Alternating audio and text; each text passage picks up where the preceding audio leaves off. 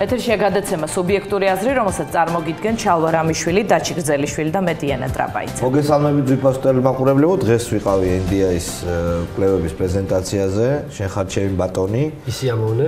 ფრიად, იქ გემრიელი წყალი იყო, დავლიე 2 ბოთლი. ხოჭო? ხო, მუქთა, ხო და. და რაღაც 1-2 შეკითხვას დავსვით. ერთ რაღაცას დავაკვირდი, გადაცემაში წავსახე. რატომ არის, მე ჟურნალისტი არ ვარ და თქვენ ჟურნალისტებო გეკითხებით ესე რომ ილაპარაკა კაცმა ნავარომ დასვა ესეთი შეკითხვა რომ შეკითხვები გაქვთო? ავიწიე ხელი მე, აიწია ხელი რადიო თავისუფლებამ დაანჩენება არ დასვა შეკითხვები. დამთავრდა კარგად ბრძანდებოდი და მე ჯგროდ მიესია ყველა, აი ჯგროდ პირდაპირ. აი ესე და ერთმანეთს არ აცლიდნენ და იყო ზედახორა და ეს სტილია ქართული ჟურნალისტიკის. ყველას უნდა თავისი კამერით და თავის მიკროფონით. ხო და არ იყო, ვერ გამოვიდა მაინც. როგორც წესი ვერ გამოდის ხოლმე, მაგრამ ვცდილობ. ხო და არ შეიძლება, ანუ რედაქტორები ეუბნებიან რომ პრესკონფერენციაზე არ დასვა შეკითხვა თუ როგორ არის. არა, ეს უბრალოდ ესეთი წესად ჩამოყალიბდა, რომ კარგია, ვთქვათ, პრესკონფერენციის დასრულების შემდეგ შენ თვითონ შენი კამერისთვის ჩაწერო, შენი მიკროფონით, შენი შეკითხვა, შესაძლოა რამე განსხვავებული კითხვა გაქვს, მაგრამ როცა 200 კამერა არის და მიკროფონი და როგორც წესი ეს კულტურა არ არსებობს, რომ ვთქვათ, ჩამოწიემი, ყოველს უნდა რომ მისი მიკროფონი უფრო მაღლა იყოს. ამ დროს ამუშავდება ხოლმე კონკურენციის ინსტინქტი. ყველა ჟურნალისტი ერთდროულად და ყველას უჩნდება განსხვავებული შეკითხვის დასმის სურვილი, ოღონდ ეს ყველაფერი ხდება ერთდროულად. არა და ცივილიზებული იქნება, რომ დასვან ეგ შეკითხვა პირდაპირ ამ გასწორებული კადრის. ფოტოშორის უკრაინის არჩევნებს, როდესაც ვაშუქ რევოლუციის პერიოდში იქ იყო ქართველებს, რომ დაგვინახავდნენ, სულ იწყებდნენ, რომ ეხა თქვენებურად არ მოიქცეთ. იქ იყო BBC, Reuters და ასე შემდეგ და ჩამოწიეთ მიკროფონები და კულტურულად მოიქცეთ. ესეთი იქაურებს გაფრთხილებდნენ, ხო? იქაური საერთაშორისო მედიის წარმომადგენლები სულ გვაფრთხილებდნენ და ისე მერიდებოდა და ძალიან დიდი ხანი მომიწია იყოფნა რომ ამ წესრიგს დავემორჩილე და ესე ინსტრუქციებით მოქმედებ და ახალ ჩამოსული იყო ერთ-ერთი ტელეარხის კორესპონდენტი და გაიქცა ესე მიკროფონით მიაჭრა და BBC-ის წარმომადგენელმა უთხრა რომ ზეუშკა ვისკაკოვა კალხოზა აი მაგორემ წარე მორა სადღაცას იყო ეგა საფრანგეთში თუ ერთმა რომ მეორეს რო ხელზე რო უკბინა ჟურნალისტებმა იქაც ხდება ხო? იქაც ხდება ხო? ეს ქართული რაც არის თქვა კლასიკა, ეს იყო ჯორჯ ბუშთან მიკროფონების ომი რომ გაიმართა. ბუშმა რომ გაწია, ხო? თავში რომ უდგას მიკროფონი. ხაჭორის BBC არ ვიცი, შეიძლება რატო ითვლება ხაჭორის BBC ჟურნალისტობის სტანდარტად. მე BBC-ს საფერი არ დაკლდება ამის რა თქმა უნდა, მაგრამ ცოტა ეს კაისთან შედარებით ინგლისურ ახთან მოსაწყენი მეჩვენება, რა ვიცი. საინფორმაციო ამბები მისი.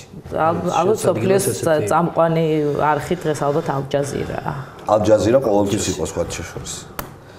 დღეს შვიდა რა ხდება ჩვენ საქართველოში. მოდით NDI-ის კვლევებით, რომელზეც შენ იყავი ასევე. კაცო, თემას მივაბავ. დღეს ჩვენი დღე რო არის, ხო იცით? ჩვენი დღე ჟურნალისტების დღე. რატო არის ვინ დააწესა და ვინზე იმოც არ ვიცი. ქართული ჟურნალისტთა ფედერაციამ დააწესა რამდენიმე წლის 14 წლის დღესასწაული, ასე ვთქვათ, საქართველოს გაზეთი ეს ყოფილა პირველი ქართულენოვანი გაზეთი ამიერკავკასიაში და ამის საპატივსაცემოდ 14 წლის წინ დაარსდა. 14 წლის წინ დაწესდა ეს დღე. 200 წლის წინ გაზეთი დაარსდა. 14 წლის წინ დაარსეს ეს დღე. დაარსეს ეს დღე, ეს იყო ჟურნალისტთა ფედერაციის ასე ვთქვათ, ინიციატივა. რამდენი რამის გაგება შეიძლება მაესტროს ეთერში. NDI-ის კვლევებს დაუბრუნდეთ. ეს იყო დღის ასე ვთქვათ თავარი ამბავი.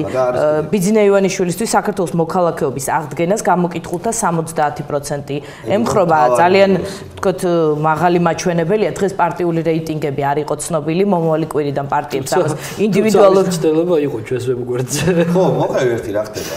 ხო, საკმაოდ საინტერესო ტენდენცია არის ესა, როგორც ჩანს ინტერნეტ სივრცეში გამოჩნდა ესე.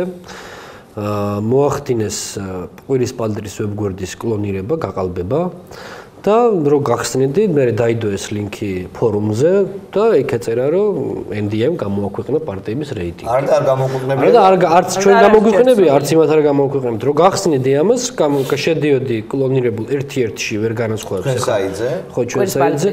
კი, თუ პროფესიონალი ხარ ვერ გაიგებ. არ იყო კვირის პალდრის საიტი, ეს იყო კლონირებული. მოიცა, იქ მისამართში რა ეწერა? მისამართში არ ეწერა სწორედ. კვირის პალდრაჯი არ ეწერა. არ ეწერა, რაღაცა სხვა ეწერა.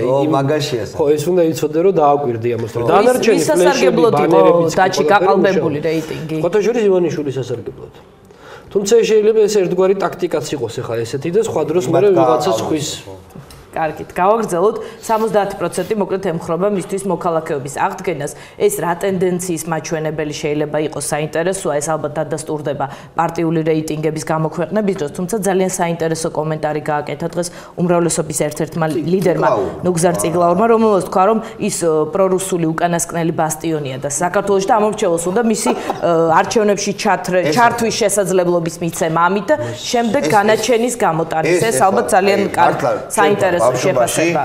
ბავშვობაში აი ასეთ ნათქვამზე ეტყოდნენ, რომ რა მოწიე მეც მომაწერინე თქო ხო აი ეგეთ თემა იმიტომ რომ მას ამ კაც ყოველთვის გასაოცარი ლოგიკა ქონდა ანუ ამ კაც ყოველთვის უშოულობს ძალიან გასაოცარი მიხელ მაჭავარიანმაც გააკეთა კომენტარი რომ ერთია კანონმდებლობა და მეორე საზოგადოებრივი აზრი მაგრამ ნუგზარ წიკლაური ნამდვილად ლიდერობს ეს ყველაზე საინტერესო შეფასება იყო ნამდვილად მოდით აბა მოდით ეს ქართველი ხალხი ეუბნება რომ მოდი აბა მოდი და გამარცხე. ოფიციალურ, ვთქვათ, ლეგალურ ადგილას დაგამარცხე. მოდი, აბა, მოდი, შენ დაგამარცხე ბოლო ბასტიონს და მე შენ დავტოვებო. ქართველი ხალხი ეუბნება ამას. მოუშვით ერთი, გამოვუშვით. არა, მიშას ეუბნება და მიშა რას იცავს, ცი?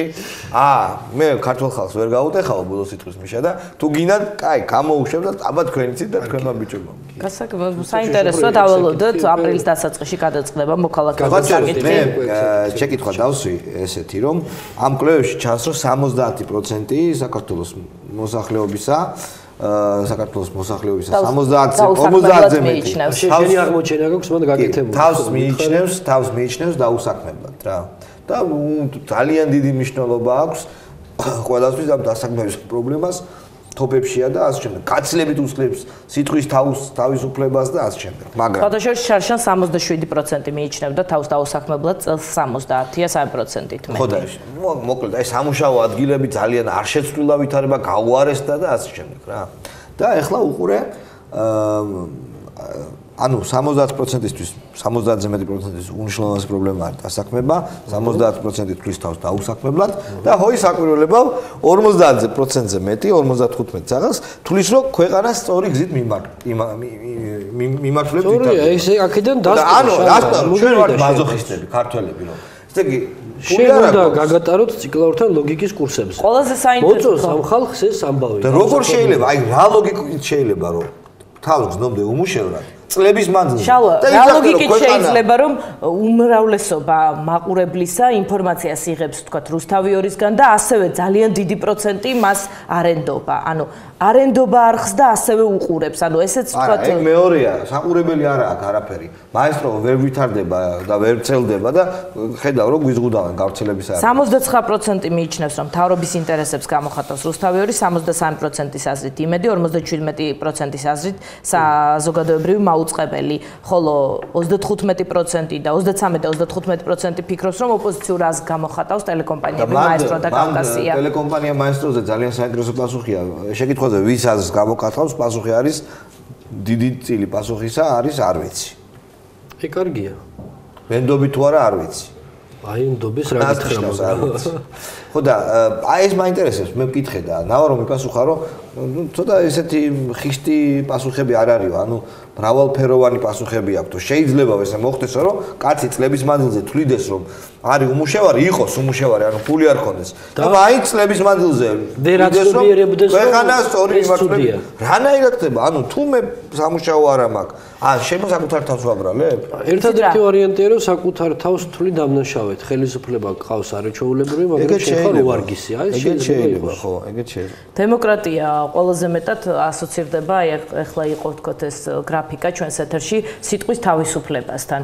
თუ ძირითადი ინფორმაციის წყარო არის ტელევიზია, თუ დემოკრატია არის სიტყვის თავისუფლება და ძირითადი ინფორმაციის წყარო არის ტელევიზია და ასევე უმეტესობა თვლის რომ ის ტელევიზია, ის ტელეკომპანია, რომელიც მისი ინფორმაციის წყაროა, ასევე არის მთავრობის ინტერესების გამტარებელი, მაშინ თქვათ საინტერესო ასევე რომ გამოკითხულთა 49% მიიჩნევს რომ საქართველოში დემოკრატია. და სხვა შორის აი 59%-ის გასაგონად აი რას ნიშნავს? რატომ მიიჩნევენ, რომ აი ჩვენ ახლა ვლაპარაკობ და სპეცრაზმი ღვთისმადლით ჯერჯერობით არ იჭრება. აქ ეგ არის დემოკრატია. თუმცა განცდა გაქვს იმისა, რომ ველოდები? მე მაქვს მაგის განცდა სიმართლე. მოდით გადავიდეთ სხვა თემაზე და დემოკრატია ალბათ ყველაზე მეტად ნიშნავს ხარისხიან არჩევნებს საქართველოში და ეკონომისტის სტატია დაიბეჭდა არჩევნების საქართველოში კონტროლის ხარისხის სათაურით, სადაც საუბარია, რომ ქართული დემოკრატიის ჯანმრთელობა დამაკმაყოფილებელი არ არის. ივანიშვილის დემონიზაცია უცხოურ სახელმწიფოს მარიონეტად გამოცხადება ტიპიური ხერხია საარჩევნო ტექნოლოგიებში, იგივეს თქმა შეიძლება მთავრობის გავლენის შესახებ ნაციონალურ არხებზე, რომლის გამოშვებებში ერთი და იგივე ტექსტებს კითხულობენ. ანუ სირცხვილი და თავის მოჭრა. ანუ ეს ქიმერიძის ამბავი, უკვე მესამე წერილზე ვსაუბრობთ საერთაშორისო მედიაში გამოქვეყნებულზე, რომელშიც არის თქო ეს ფაქტი ისევ მოყვანილი. მე მგონი რომ ეს საქმე იქნება კიდევ ერთი მაგალითი იმისა, თუ როგორ დღეშია მედია, მაგრამ პრობლემა ის არის, რომ მოსახლეობის ამ გამოკითხვების თანახმად დაუბრუნდები ისევ. მოსახლეობის ძალიან დიდ ნაწილს არ ანაღვლებს მედიაში მდგომარეობა იმაზე უფრო ვიდრე სხვა რაღაცეები.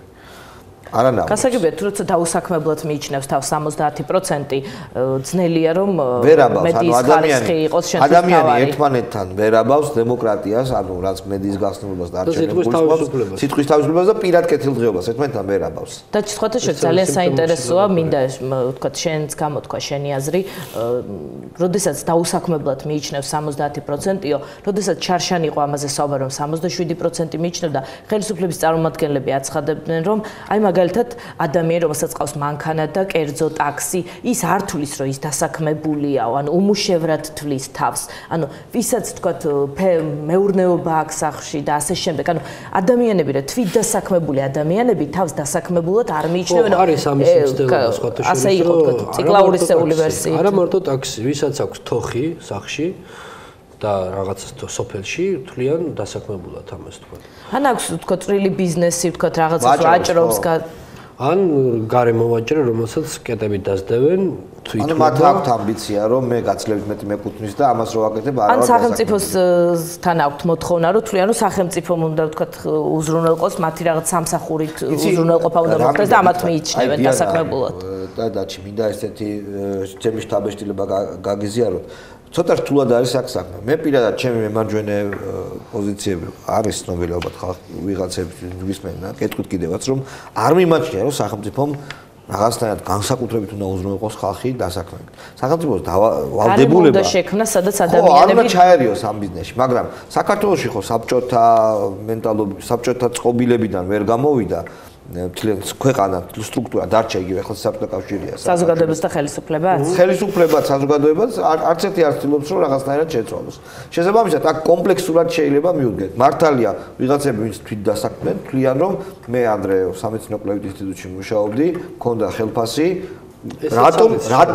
რატომ დაიხურა? არა და ეს დახურვა იყო კანონზომიერი. არა, კანონზომიერი ერთია, მაგრამ აი ხა შენ თქვი რომ თვლი რომ არანაირად ხელისუფლების მოვალეობა არ უნდა იყოს, რომ არ უნდა ერეოდეს ამ ადამიანების დასაქმებაში, ხო? არ უნდა დაასაქმოს ადამიანი. კი ბატონო, არ არის ვალდებულება. ვერ დაგეთანხმები, ეს თეორია, რასაც ამბობ, შესაძლებელია იყოს გამართლებული, თქვათ, ევროპის განვითარებულ ქვეყნებში, მაგრამ საქართველოში ისე როგორც სხვათა შორის პოსტსაბჭოთა სივრცეში შეწეღან ახსენე, მოხდა სპეციფიური ამბავი მოხდა.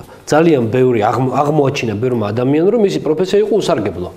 ხო იცი, ერთჩვენიერ დღეს მუშაობდა დაიხურა რაღაცა ნავების რადარებზე, აფინანსებდა. სადაც თქვა ერთი ჭანჭიკი მოდიოდა ნოვოროსიისკიდან, მეორეიდან, რადარები მაგრამ როგორც ჩანს, ეს უკმაყოფილება აქედან მოდის. ის ადამიანი, რომელიც დღეს ან გარემოვაჭრეა, ან ტაქსის მძღოლია, მაგრამ მოდესღაც რაღაცას წარმოადგენდა, იმ ადამიანს თეორიულად ხომ შეუძლია უფრო სასარგებლო, უფრო სხვა რამ საქმე გააკეთოს, თუ კი ამ ადამიანის ცოდნას მიუმართავთ სხვა მიმართულებით, ანუ გადავამზადებთ, დავეხმარებით რაღაც ახლის ათვისებაში, ხო? და აღარ იქნება თქვა ამდენი პროფესორი ტაქსის მძღოლი, სამი უმაღლესის დიპლომით და ასე შემდეგ და ასე შემდეგ. აი ამას ამ თვალსაზრისით მე ვფიქრობ, რომ პოსტსაბჭოთა სივრცის გათვალისწინებით, სპეციფიკის გათვალისწინებით სწორედ რომ ხელისუფლების მოვალეობა არის ეგ. რა უნდა ექნა შენი აზრით ხელისუფლებას? რა უნდა ექნა?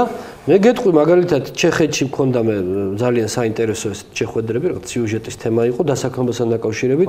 ერთის მხრივ არის შექმნილი ბაზა ცენტრალიზებული, სადაც ვალდებულია ყველა მეწარმე. ნუ იმას თავი გავანებოთ ახლა იქ რომ მეწარმეები რომ თავისუფლები არიან და თავის რო შეუძლიათ თქვა ისე გააკეთონ, მაგრამ ყველა ვალდებული იყო თავისი ვაკანსია პირველ რიგში იქ გადაეგზავნა იმ ბაზაში.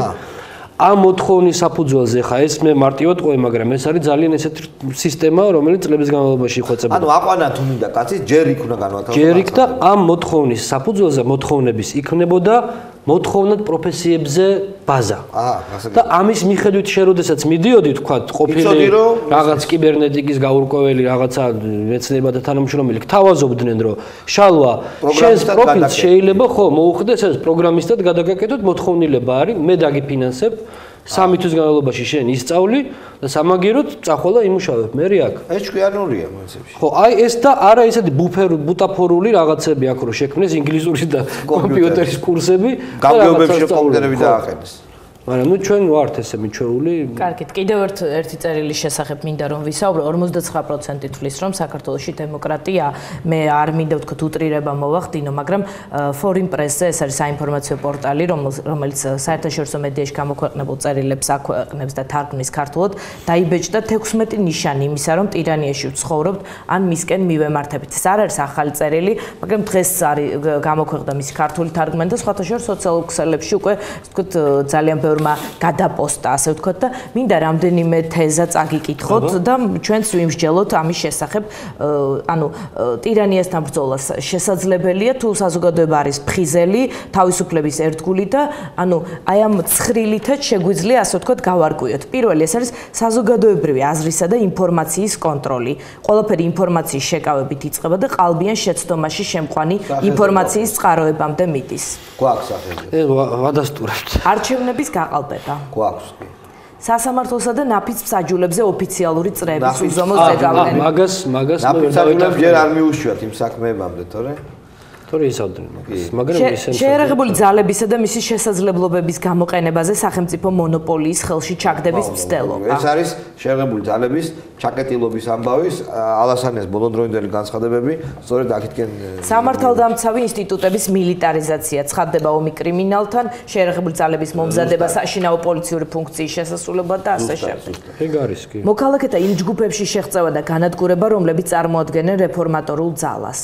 აქ შეღწევა არც დაჭირდათ, ისე დაიჭირეს. ყოველგვარი შეღწევის გარშე ცოტა რთული სტრუქტურის ავტორიტარული გამომძიებლებისა და აქტიური მოქალაქეების დათრგუნვა. კი. კანონი ბოლოს იყო სულ ახლახანს ყველაზე აქტიური გამოვლენა კონტროლის პალატის. კანონის გამოყენება კონკურენციის დასათრგუნად. რა თქმა უნდა, უნებრივია პოლიტიკური კონკურენციის დასათრგუნად იყენება ეს კანონი, რომელიც მიიღეს. კანონი კი რა ამის ქალამანი არის ისე. ისეთი მაღალჩინოსნების კლასის შექმნა, რომელიც კანონზე მაღლა დგას. დაიწყო მოსვლის დღიდან. გავიხსენოთ საქმეები გახმაურებული, ვაზაგაშვილი, გირგვლიანი და ასე შემდეგ. ზოგადად გამოცხადდა მიზანი არის კანონზე მაღლა. არა.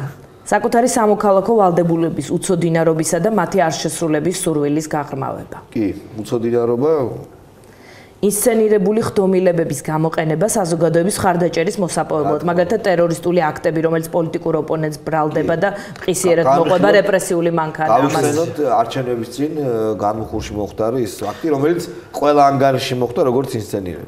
ჩვენზეა დაწერილი. და განმხურში კიდე იქვე მიშა რო ეკვეთა იქ გენერალს გაგუგეთ ფარვას როლინა და გააგდო. მე რო აღმოჩნდა ეს გენერალი რო დაითხოვეს და რო ერთი ამ გარჩევები რო იყო და რაღაც ფულები რო ქონია აღებული და კაც დასაჭერად გაუხადა საქმე. ფაქტიურად ჩავამთავრეთ. დაგვერხა ესე იგი ხო? აი ეს აღალი არ მჭირდება ჩვენ რო ვიცოდეთ რა დღეშიც ვარ. არა, უბრალოდ საინტერესო, ანუ არაფერი ასე ვთქვათ, სარჩევი არის ასეთი, როგორ შეიძლება ჩვენ მივხვდეთ, გვაქვს რა ტიპის ქვეყანასთან გვაქვს საქმე. ჩვენ დეკლარირებულად ვერ ვიქნებით ვერასოდეს ავტორიტარული ქვეყანა, იმიტომ რომ ჩვენ ფულს გვაძლევს საარსებო ფულს პროგრესული კაცობრიობა. პროგრესული კაცობრიობის მთავრობები, პროგრესული ქვეყნების მთავრობები ვერ მისცემენ ფულს აღიარებულ დიქტატორს. ამიტომ მიშა ამ ნაბიჯებს ვერ გამწვავებს. მთელი მაგის დილემა ამაშია ზუსტად.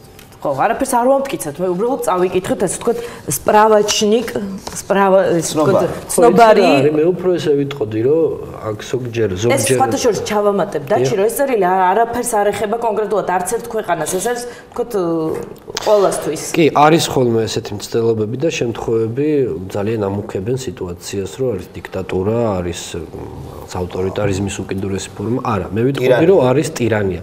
არის დიქტატურის კარიკატურა ის, რაც ოპერეტული დიქტატურა, როცა გინდა, მაგრამ ვერ აკეთებ. და ყოველ დღე თითქმის გავაკეთე ნაბიჯებს, მაგრამ თათებში გითხავენ. სხვადასხვა თათებში ჩარტმოზე გამახსენდა ჯონბასი შეხვდა. ირაკლი ალასანიას გუშინ და დღეს გრიგოლ ვაშაძეზე შეხვდა. ძალიან მნიშვნელოვანია, არ ვიცი უბრალოდ იქნებ თქვენც იცოდეთ. დაიბარეს საელჩოში თუ როგორ მოხდა? ეგ მნიშვნელოვანია. საგარეო საქმეთა სამინისტრომ გავრცელა ინფორმაცია, რომ შეხვდა და მეტი ასე ვთქვათ, ისაუბრეს შეხვდა რას ნიშნავს? ბუხართან შეხვდა, ქუჩაში შეხვდა თუ საელჩოში მივიდა, ამას არ აქვს მნიშვნელობა. არა, არსებითი მნიშვნელობა აქვს, იმიტომ რომ თუ დაიბარეს მაგალითად ელჩი მის მიერ გამოთქმული შენიშვნებისთვის. ეგ სხვა თემაა. შესაძლოა ვაშაძემ გამოთქვა ამ შეხვედრის სურვილი, მაგრამ მაინც საელჩოში, ანუ შეხვედრის ადგილი ხშირად არ შეიძლება ავტომატურად თქვათ ნიშნავდეს, ვისი ინიციატივით მოხდა ეს შეხვედრა. არსებობს ესეთი დიპლომატიური პროტოკოლის ცნება, როგორც არის ელჩის დაბარება ახლა განმარტებისთვის.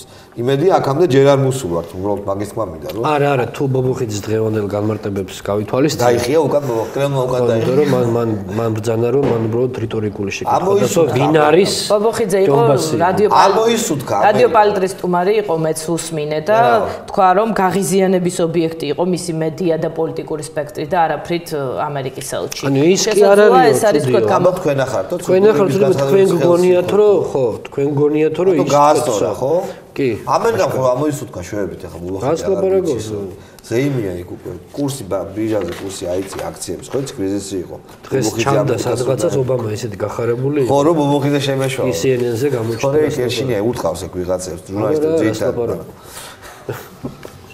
კარგით მე მგონი დავასრულოთ შეიძლება ჩვენი პირველი ნაწილი შეიძლება დავასრულოთ მაგრამ სიტუაცია იღებს მართლაც ტრაგიკომიკურ მხარეს. ერთ დღეს და საინტერესო ქვეყანაში ვცხოვრობთ. ერთ დღეს ვცხოვრობთ ანტიამერიკული რიტორიკის ხელისუფლების მქონე ქვეყანაში, მერე ვიღვიძებ და როგორ გეკადრება ბატონო, გავიხართ. თქვენი ბრალიაო და ეს ესე იგი ცივაცხელა არ გამოვა. კიდევ ერთხელ ვამბობ. ორი ბატონის სახური ვერ იქნება. ან და იყო ავტორიტარი, ან და იყო დასავლეთის ღირებულებების, მოჩვენებითად მაინც მოხდა. არა, მოჩვენებითად არის საქმე, სწორედ. არც მოჩვენებითად აღარ გამოსდის, მიხვდი? ანუ აღარ გამოსდის, ახლა მინდის იცი რა, რომ თითქოს მე მეჩვენე რომ ღირებულებებით ვაჭრობასთან გვაქვს საქმე, იგივე დასავლეთთან. ვერა, იმიტომ რომ აი თუ ძალიან დამტკიცავ და რაღაცა ძალიან გამიხურებს საქმეს, სულაც და სულაც გაგებუტები და აგე ვიმეგობრებ სხვასთან ბატონო. კარგი, ნახოთ, აბა დამთავრდება. კარგი, მე კიდევ მქონდა ორი საინტერესო მასალა, ამაზე შეგვიძლია ხვალეც ვისაუბროთ. ერთი ასევე ეკონომისტის წერილი, სადაც ასევე არის სარჩევი, როგორ შეიძლება არჩევნები გააყალბო და ერთი ეს არის პროპაგანდის გაკვეთილები, რომელსაც იყენებდნენ გერმანიაში საუკუნის, გასული საუკუნის დასაწყისში და შეგაწყვეტილებ ნათელაშვილს ეკუთვნის ისტორიული ფრაზა და ძალიან მომწოშალ ნათელაშვილს რომ გერმანიაში რუსთავი ორი რო ყოფილიყო გერმანიაში დღემდე არ ეცოდინებოდა თომი თუ წააგეს. ხო და ასე რომ პროპაგანდასაც ეჭოფინ მე გვასწავლია. ჩვენ აქეთ შეგვიძლია რაღაცები. კარგით, მაშინ მცირე ციტატას წავიკითხავ და დავასრულოთ. პროპაგანდა უნდა იყოს რაც შეიძლება ბევრი თხისით და ხამით, ის არ უნდა წყდებოდეს, ვერავინ უნდა მოასწროთ იმის გააზრება, რას ეუბნებიან. ყველა გზავნილი უნდა იყოს პრიმიტიული, უნდა იყოს მარტივი, ცხადი და ერთფეროვანი. არანაირი ყოყმანი, არავითარი სხვა ვარიანტები და განსხვავებული აზრი ადამიანებს არ უნდა ჰქონდეთ არჩევანის უფლება. ამას მათ მაგივრად სხვები გააკეთებენ. აჩქარად ჩვენგან აქვს გადაწერილი? არა, ჩვენ უფრო შორს წავედით. ჩვენ ანუ მე როგორც მივხვდი ამ ასე ვთქვათ წერილების გაცნობის შემდეგ არაფერი ახალი არსად არ ხდება და ასე ვთქვათ ჩვენ ვახერხებთ ისეთ პროპაგანდას, რომ პროპაგანდაც არ ქვია. ანუ ვიცახით რომ რა პროპაგანდა არის პროპაგანდა. ანუ ორმაგად რთულია ქართველი PR პროპაგანდისტების ამოცანა. ჰიტლერის დროს და იმ ავადსახსენებელი დიქტატურების დროს არ იყო საჭირო რომ ვიღაცას ეს მოწონებოდა. მიხვდი? ამერიკის ელჩი ეს მოეწონებოდა თუ არა, სულ არ ანაღლებდა დიქტატორს. ეხლა ისე უნდა გააკეთო რომ ანუ რუსული ბოდიში რუსულისთვის. Пойди туда, не знаю куда, принеси то, что не знаю что. აი ეგ არის რა. ანუ ძალიან რთული ამოცანა აქვს, ანუ რაღაცა უნდა გააკეთოს. და ართმევენ ხოლმე თავს. ხო, მაგრამ ბოლოს გაიჭერდა. თუმცა ბოლო დროს გაიჭერდა. შემოქმედებითი კრიზისი. აი, ერთი თემა მაქვს დავთვალო. მე მულოცავ რუსთავიორი ახლა ალბათ გაიგტანს, გააკეთებს ток-შოუს დებატებს, ალბათ დებატები გვინდაო დღეს მითხრა ჟურნალისტმა, მაგრამ გულწრფელად მაინტერესებს, როგორ გააკეთებენ დებატებს. მე აი ესეთ სიტუაციაში. თუმცა არა, იყო მცდელობა, თქვა იმედზეც იყო ერთხელ შაბათს. ხო, უსუფაშვილი რომ მოიყვანეს და გააცამთო რა. ანუ რა გააკეთა, იცი უსუფაშვილი. შევფიქრებ, რომ დებატებში ისეთი ძლიერია ოპოზიცია, რომ დებატებზე არ არის, უყურე როგორ არის ერთი ძალიან მნიშვნელოვანი რაღაცა ჟურნალისტური რაღაცა უნდა გითხრა. მიდის ხო რაღაც თემაზე დაიბარე. ამ დროს სწორია და სწორს აკეთებენ ეს ოპოზიციონერები. კი არ შედიან იმ კამათში. რახან საშუალება აქვს და პირდაპირ ეთერში არიან. პირდაპირ ეუბნებიან რომ თემებს აპრიალებენ ფაქტებს. გაიგე და არა ეს არ მაინტერესებს, იმიტომ რომ ტრიბუნას იყენებენ. ტრიბუნას იყენებენ და ვერაგულად არის მათთვის ეს მიშას ტელევიზიებისთვის და ეგ აღარ გამოვა, ეს მეთოდია უკვე. კარგი, დავალოდოთ წინასწარ შეფასებებს, ნუ გავაკეთებ. დაჩიგრძელიშვილი იყო ჩვენი თანაწამყვანი, ხვალ ისევ ჩვენთან ერთად იქნება რამდენიმე წუთში რეკლამის შემდეგ ვალერიან გორგილაძესთან ერთად დავბრუნდებით, ის არის სოციოლოგი და პოლიტიკური კონსულტანტი. მადლობა, მადლობა. მადლობა.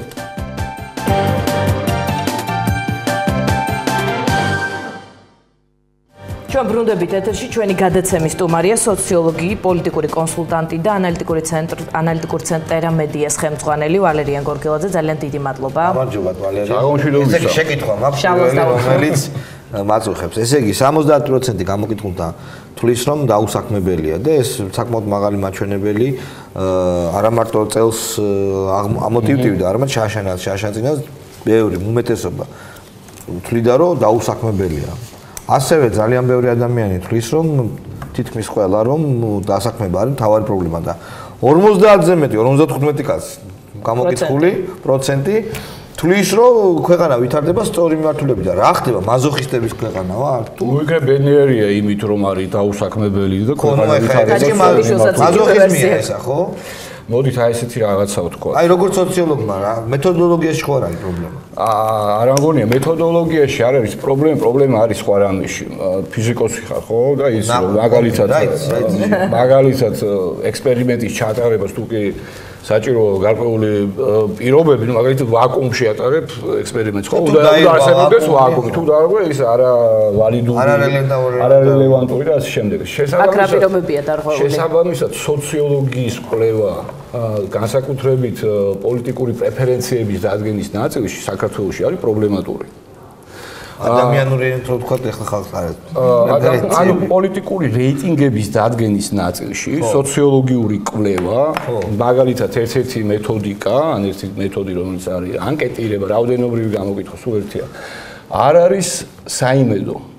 ეს არ არის განპირობებული არც მეთოდოლოგიური ხარვეზით, არც დიდი ცდომილებით, არც არარეპრეზენტატიულობით კვლევით. ეს არის განპირობებული სხვა რაღაცით. ანუ სოციოლოგია არ მუშაობს საქართველოში?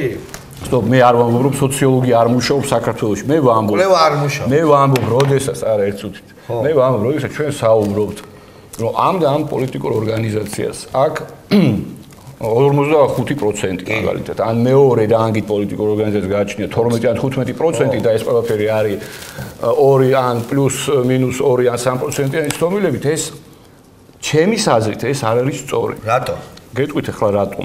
მაგალითად, წინა ადგილობრივ არჩევნებში, როდესაც მერს ვირჩევდით, ხო? ჩატარდა exit poll-ი. კი. ნუ არჩევნების დღეს. არჩევნების დღეს, კი ბატონო.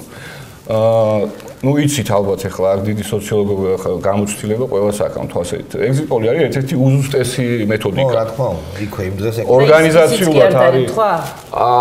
გიგი უგულავას CSKO-ს მონაცემების მიხედვით 5-6%-ით რომ ესე იგი დაბალი რეიტინგი ქონდა, ვიდრე დააფიქსირა exit poll-მა. exit poll-ის ერთი კომპანია, რომელიც მე პირველ არხისთვის ასრულებდა დამკვეთას. დამკვეთ. სტომილების მიღმა იყო ეგა?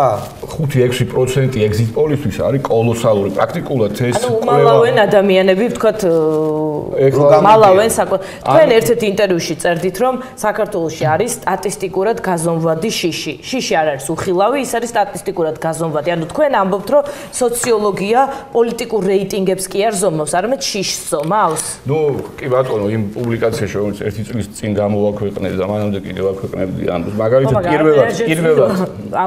პირველად აი ესე იგი უცნაური შედეგები დააფიქსირეთ მას შემდეგ, როდესაც დავიწყეთ კვლევა 7 ნოემბრის შემდეგ საპრეზიდენტო რეიტინგებს. რეიტინგების და მაშინ ერთ-ერთი კანდიდატის, ლევან გაჩიჩილაძის რეიტინგი ჩემს გამოკითხვაში შეადგენდა 16-17%. ეხლა მე ვცხოვრობ თბილისში, ხო? ჩვენ ვცხოვრობთ თბილისში. ჩვენ მე განსაკუთრებით ვიცით, ხო, გვაქვს რაც კომუნიკაცია მჭირდება სხვადასხვა ჯგუფებთან. რაც ხდება, კი. გამოაქვეყნა CS:GO საბოლოო შედეგები და აღმოვაჩინეთ, რომ ლევან გაჩიჩას მოგებული ქონდა ეს არჩევნები. რაზე მეტყველებს ეს? რაზე μετყველებს მაგალითად ის, რომ ანუ თქვენ შეგეძოთ დაგემტკიცებინათ, რომ მე კარგად ჩავატარე პატიოსნად კვლევა, მაგრამ ვერაგებდით პასუხს თქვენს მიერ გამოკითხული რესპონდენტის სუქად სამართლიანობაზე. მე გადავამოწე ჩემი კოლეგა ასევე სხვა კომპანიიდან ატარებდა ანალოგიურ კვლევას, ანუ რეიტინგს იკვლევდა ისიც და პრაქტიკულად იგივე მიიღო. ამიტომაც ემთხვევა ერთმანეთს NDA-ს და აი რას გეუბნებით, ესე იგი, მარტივად გეკითხებით და მარტივად ნომერს გეკითხებით. არ მუშაობს ესე იგი, სოციოლოგია. არ მუშაობს რა თვალსაზრისით. არ მუშაობს იმ თვალსაზრისით, რომ ჩვენ შევთქვათ, რომ ტენდენციებში რაღაც გარკვეული ტენდენციები ემთხვევენ რანჟირების თვალსაზრისით. მაგრამ რაოდენობრივად, სკალარულად თუ გვინდა არ მუშაობს. ანუ მომავალი კვირიდან პარტიებს დაურიგდებათ პარტიული რეიტინგები, ეს შემდეგ გაჟონავს დაინტერესებული პარტია ვინმე გაავრცელებს ამ ინფორმაციას, ეს არ იქნება რეალური რეიტინგი. არა, ეს იქნება როგორც წესი, სხვათა შორის საერთაშორისო ორგანიზაციების მიერ ჩატარებული რეიტინგები არჩევნების შედეგებთან ძალიან ახლოს არიან ერთმანეთთან. რა თქმა უნდა, უკრაინაში ჩატარდა exit poll-ი, აი exit poll-ის ცდომილება ხო, უზუსტესი მეთოდია. არა, მე ხოდა მაგას თან დაკავშირებით ვამბობ 0.5%-ს უნდა შეადგენდეს, ხო? 5-6% ეს კოლოსალური ცდომილება. პლუს კიდევ გეტყვით, რომ სატელეფონო კვლევის დროს საერთოდ კატასტროფული შედეგებია იმ თვალსაზრისით, რომ თუ კი ველზე გიჩვენებს ოპოზიცია, რაღაც ჯამში მაგალითად 35 ან 40%, სატელეფონო კვლევა შესაძლებლობა 5%. 5-ია 30%-ით დაგა. აი ეს შეფარდება. ბატონო, ძალიან საინტერესოა exit poll-ები ახსენეთ უგულავასთან დაკავშირებით, ანუ CS:GO-მ 6%-ით მეტი აჩვენა. CS:GO-მ აჩვენა 6%-ით ნაკლები. ანუ exit poll-მ აჩვენა 6%, ანუ ისეთებმაც თქვენს რომ გიგი უგულავას მივეცი ხმაო, რომელთაც არ მივეციათ უგულავასთვის ხმა, ანუ 6%-ი ასეთი. ცნობილი ანეკდოტია, არ ვიცი, მართლა მოხდა თუ არა, სოციოლოგს უნდა ვკითხოთ. შეიძლება ანეკდოტია, რომ ავღანეთში შევიდა საბჭოთა კავშირის ჯარი, იცი ეგა? BBC-მ დარეკა მოსკოვში. სატელეფონო გამოკითხვა მოაწყო, რომ დარეკა და კითხვა დასვა, რომ ემხრობით თუ არა ჯარი შეყვანა. ეხლა წარმოიდგინეს 80-იანი წლები რეკავენ ჩვენ ინგლისიდან გაწუხებ და ემხრობით თუ არა ჯარების შეყვანას ავღანეთში, რა თქმა უნდა 100% მოუპასუხა, რომ ემხრობით და კიდე მეტი უნდა შევიყვანოს. და მიესალმე და ეხლა მივდივარ დასახოცად. მე როგორც სოციოლოგი არ ვადასტურებ ამ ანეკდოტს. ხო, მაგრამ კი ბატონო, სატანიკო, სოციოლოგიური.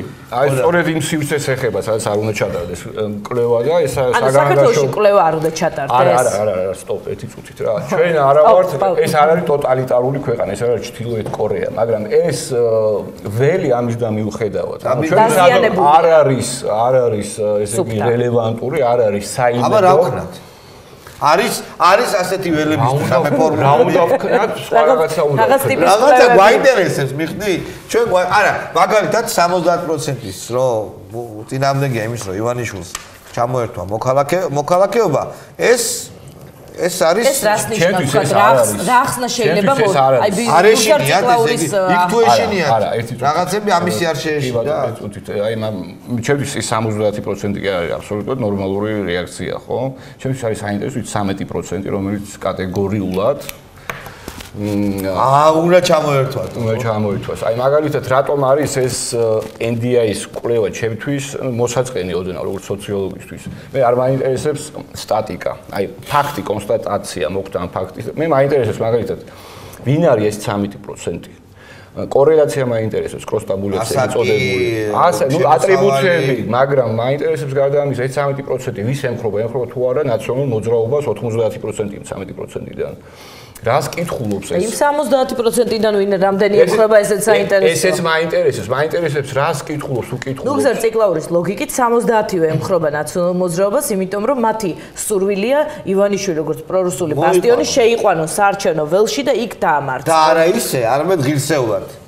კიდევ ის კომენტარებს ამაზე ნამდვილად რთულია კომენტარი. მე კიდევ ერთხელ ვიმეორებ, მე მაინტერესებს მიმართებები, მაგალითად 13%. რას კითხულობს? კითხულობს თუ არა მაგალითად ზიგმუნდ ფროიდს. ან რა ზიგმუნდ ფროიდის არ შეიძლება. გილაურის 10 პუნქტიან გეგმა ზილის წინ ხო შეიძლება კითხულობდეს, ხო? ხო შეიძლება რაღაც თუ გილაურის 10 პუნქტიან გეგმას კითხულობ ზილის წინ ზიგმუნდ ფროიდის არ უნდა წაიკითხო, არ გიშველეს უბრალოდ.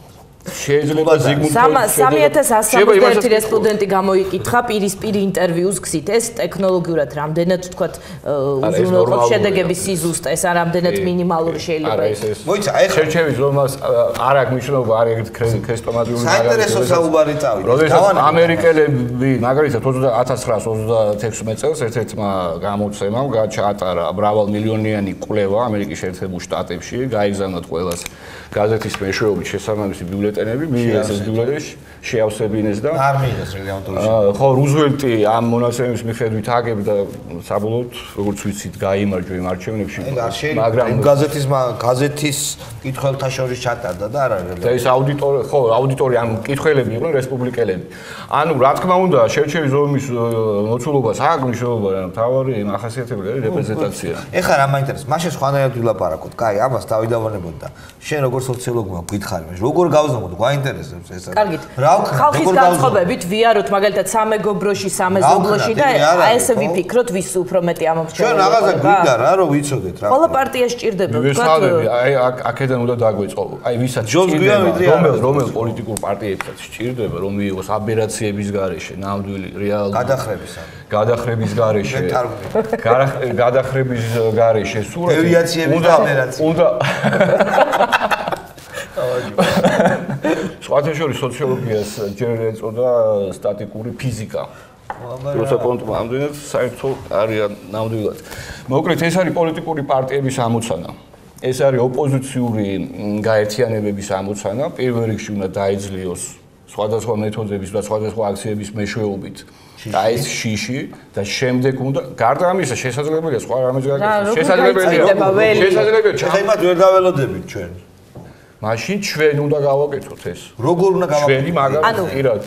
რა უნდა ვქნათ, თქვათ, აქციები მოვაწყოთ? რა თქმა უნდა, აქციები, რა თქმა უნდა, ნებისმიერი აქცია, რომელიც მიზნად ისახავს, სხვათა შორის შიშთან დაკავშირებით. შიშის დამძლევი აქციები, ასე დავარქვათ. შიშის გარდა ჩვენ საზოგადოებაში ეხლა გასაგებია, რომ ხელისუფლება გამოაღვიძა ჩვენში რაღაც ესეთი აი ეს რეფლექსია, ეხლა ამის თარგმნა არ დაიწყო, მაგრამ ყველას ესმის. ანუ ის მენტალური პრობლემები გვაქვს, რაღაც წასულში ქონდა ჩვენ ეს გამოცდილება და ამის გაღვივება არის ძალიან მარტივი, მაგრამ ჩემის აზრით, ჩვენ საზოგადოებაში უხვად არის ფობიები, არა რაციონალური შიშები.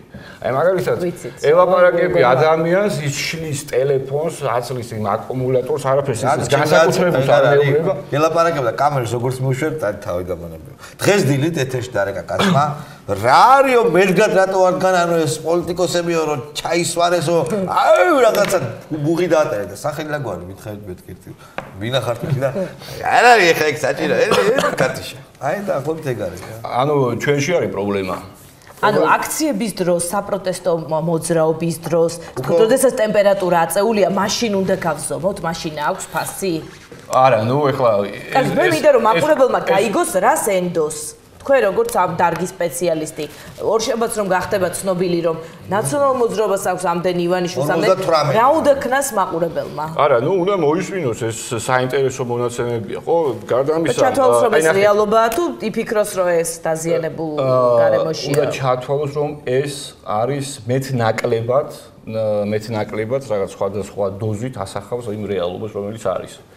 არა, მე კიდევ ერთ რამეზე მინდა მივაჩვენო თქვენი ყურადღება. აი მაგალითად კითხვა იყო ესეთი, რომ მიესალმებით თუ არა მიხეილ სააკაშვილის ინიციატივას იმასთან დაკავშირებით, რომ ეს საელჩოების გაყვანის შემთხვევაში მზად არის რაღაც დიპლომატიური ურთიერთობა თუ საერთოდ ნორმალიზაცია მოახდინოს რუსებთან.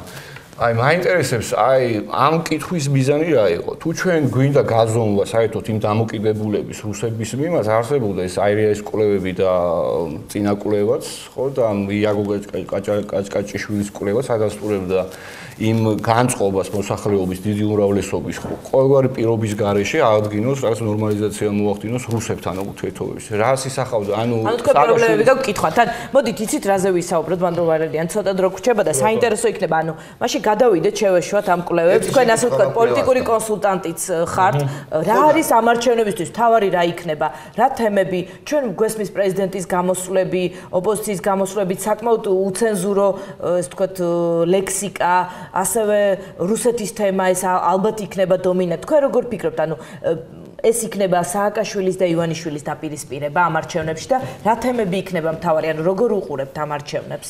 ანუ რომ შევეშვათ ამ ასე ვთქვათ NDI-ის კითხვას. კი ბატონო, რაც შეეხება მაგალითად ნაციონალური მოძრაობის მესიჯ ბოქს, აქ აბსოლუტურად გარკვეულია ყველაფერი, რაღაც ნოვაციებს არ უნდა ველოდოთ, ეს არის რუსული საფრთხე, ეს არის პრორუსული, ეს არის რუსული მუვიები, გაზპრომი, ორ ქუჩაზე მყოფი.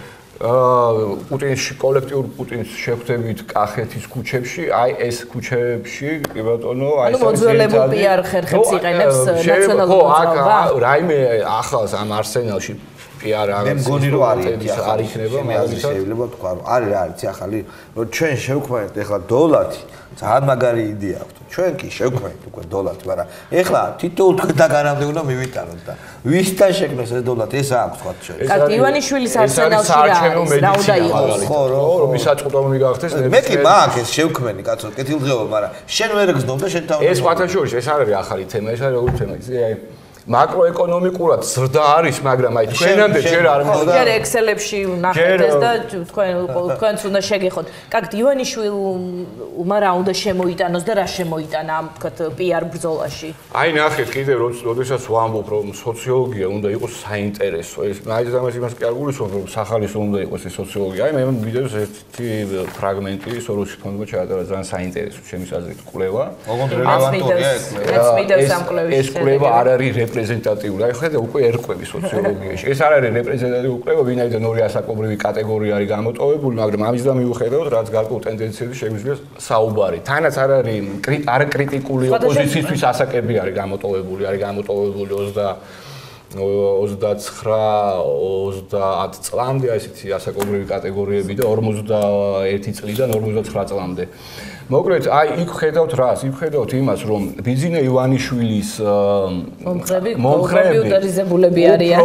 უფრო არიან კომპიუტერი, უფრო ესე იგი ინტენსიურად არიან ორიენტირებულები იმაზე, რომ მოიპოვონ ინფორმაციაზე, შედიან გამოდიან სოციალურ ქსელებში, აქვთ უფრო მაღალი, ანუ განათლების ცენზი უფრო მეტად უფრო მაღალია. და სხვათაშორის ქალაქად უფრო მეტად ქალაქად ცხოვრობენ, საინტერესოა. ცხოვრობენ მეტად ვიდრე სოფელში. შესაბამისად, აქ იხატება ქალაქელი სააკაშვილის მომხრეები უფრო სოფელში ცხოვრობენ. აი მაგალითად, ესე იგი აქ მაღალ ტექნოლოგიური ესეთი კანდიდატის იმიჯი უნდა მოიწევდოს, ხო? აი მაღალ ტექნოლოგიური როგორ მივიდეს გლეხამდე მე? რატომ არ უნდა მივიდეს გლეხამდე? არა, ჩემი აზრით, იცი რა შეა მთავარი პრობლემა. ანუ ამ ინტერნეტიზირებულ ამორჩეველზე უნდა იმუშაოს? მაესტრო და კავკასია და ეხლა მეცხრე არხი რო არ გადის. საერთო მაუწყებლობით. თავარი პრობლემა ეს არის. ანუ მაესტრო რომ გავიდეს ყველას ოჯახში, სამთვეში ეგ ამბავი სხვანაირად იქნება. ნუ აი ნახოთ, ეს სხვათაშორის არ არის თვათ ეგრე, ვინაიდან რატომ თქვენ ფიქრობთ რომ სააკაშვილი დგას თქვენი ერთ-ერთ ინტერვიუში ამბობდით საარჩევნო ინფორმაციაზე, საარჩევნო ტექნოლოგიაზე და შიშზე, ესეთი ტრილოგია. ამას ეხლაც ვიმეორებ. მე ახლა რო გავალთ რა. სხვა რამეშია საქმე რა. რა თქმა უნდა, რეგიონებში, ანუ რაღაც გარკვეული კორელაცია არის, რაც უფრო ინფორმირებულია, რაც უფრო განათლებულია, მით უფრო გაძლევს ხმას, ხო? რეგიონებში არ არის ეს ინფორმაცია, შესაბამისად უნდა შეხვიდე რეგიონში და მოახდინო დისტრიბუცია. რატომ არის ატეხილი ეს კონტროლის პალატა, რატომ არის ესეთი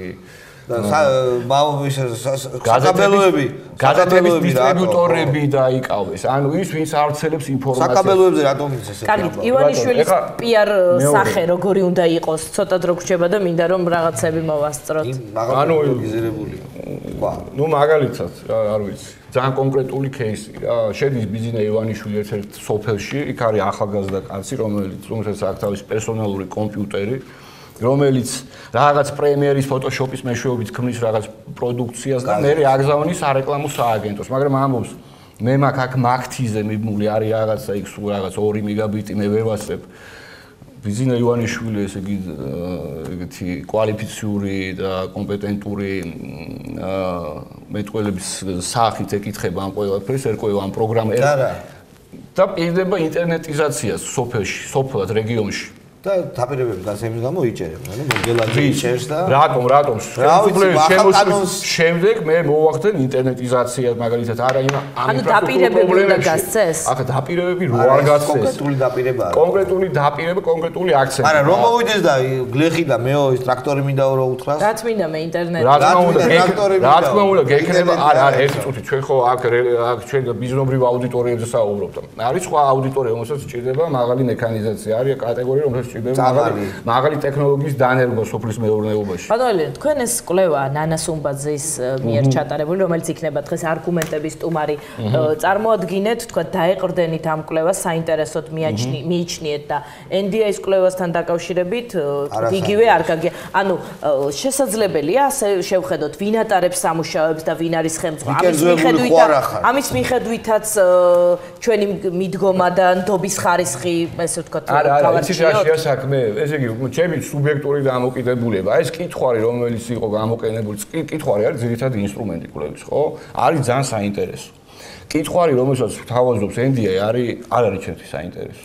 გარდა ამისა, პრეზენტაციასაც მე არიციან? არა, არიციან სხვა მიზნები, სხვა მიზნები აქვს. ნუ ალბათ შეიძლება ერთ-ერთი მიზანი იყოს როდესაც ხდება გაფიარება კვლევის ერთ-ერთი მიზანი აუცილებლად არის განწყობის შეგავლენა რა აი მაგალითად ნატოს ხარდაჭერის რეიტინგი პრაქტიკულად უცვლელია ხო საარჩევნო ტექნოლოგიების ნაწილია რომელზეც თქვენ საუბრობთ რომ ხელისუფლება დგას ინფორმაციაზე შიშზე და საარჩევნო ტექნოლოგიებზე აი ეს კვლევა მუშაობს თუ არა მიშაზე აი ეს კვლევა თქვენი აზრით საარჩევნო ტექნოლოგიებში ჩდება ეს კვლევა თავისი პასუხებით გარკვეულ განწყობებს ქმნის რომელიც მიშას სასარგებლოა? აი ნახოთ, როდესაც გამოჩნდება პარტიული რეიტინგები, მე გამოჩნდება. არის თორე სასარგებლო. კაგერ ამბობ, რომ არ არელევანტურიაო და არ არის მე თვითონ სოციოლოგი ვარ და რატომ ამბობ? კომპანია ხო გაქვს, ბიზნესი ხო გაქვს. რომ მოვიდეს პოლიტიკური პარტია და კვლევა გამიკეთეო, ეთქვი რომ არა, იცი? რატომ? მელი დაზიანებულია და მაინც ეგ გამოიარეო, ეგრე ეთქვი. აი არა, სხვათა შორის. აი კითხვა.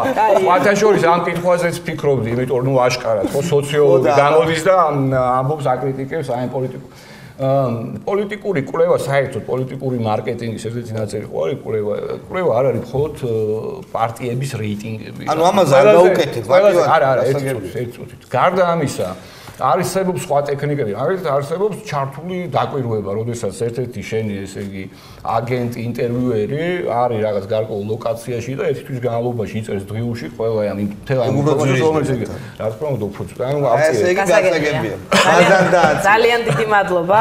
დიდი მადლობა. რომ ვიყავით ჩვენი სტუმარი ვალერიან გორგილაძეს უსმენდით. ჩვენ შემდეგ ეთერი დაეთმობა გადაცემას არგუმენტებს და თესი ჭინავა სტუმარი იქნეს. თუ მე ვიქნებიან ნანა სუმბაძე და თეონა გეგმია. კარგი თია რო ანონსებდა თია. რომ გვერდვებოდა. გერთვებოდა. მე მაშინ არ ვიყავი. კარგად გადავიდა. ისევ შევხვდებით ერთმანეთს.